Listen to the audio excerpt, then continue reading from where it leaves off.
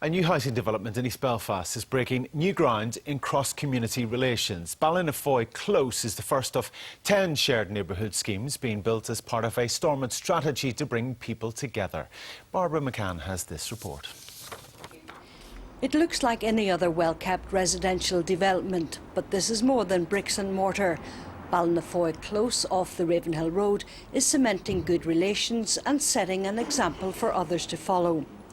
Grandmother Julie Hamilton is delighted with her two-bedroom apartment and her neighbours. I love living here. It's great. It's lovely, well kept and well maintained. I'm quite happy to live beside anybody. Neighbours are lovely. Great. We families all round us.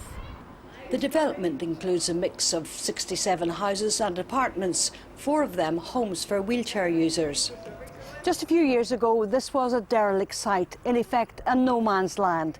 Today it is home to families with diverse backgrounds, and what they're saying is no matter what your religion or your race, you're welcome here. Junior Ministers Emma Pengelly and Jennifer McCann called into one of the new homes earlier this afternoon after officially opening the scheme.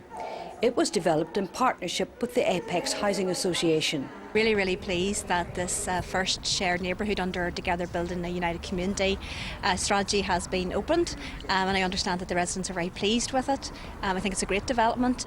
I was speaking to some of the families there who are actually living in this area at the moment, and they were delighted. They're saying, you know, that it's great to be able to, you know, to share that sort of experience with people, to build relationships and friendships with people, and hopefully this is a sign of the future for us all to go forward. Similar schemes are being built in areas across Northern Ireland, including Cookstown, Banbridge and Newton Abbey. Barbara McCann, UTV Live Tonight, East Belfast.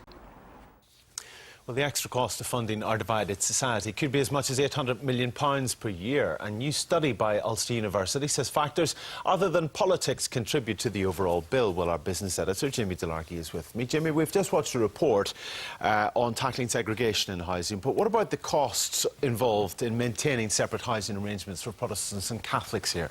This is one of the areas where, if you like, the study confounds conventional thinking. You think it would cost an awful lot of money to maintain those separate, segregated housing estates. In fact, it's only about £2 million a year. Well, it's a substantial sum, but quite modest in overall terms. And where does that number arise from? Well, it's the lost rent when you have a home, let's say in a Republican area that a Protestant family refuses to take, and vice versa. So, a significant sum, but not as large, I think, as many people would imagine. Now, one would expect that the security situation here in Northern Ireland would be the main reason why we face extra costs in maintaining a divided society. Is that the case? It's no surprise that something like 2/3 to 3/4 of the extra funding for a divided society arise from policing and justice issues. But even within that, a significant proportion of that extra funding is for the payment of police pensions. And another issue is that we do spend more, yes, but it may not be entirely on security-related matters. It could well be that the extra cost is down to just higher crime fighting. The study also focuses on education, and it's often said that we have 4 very different education systems, 4 very separate education systems, and that maintaining that is expensive. What does the study say?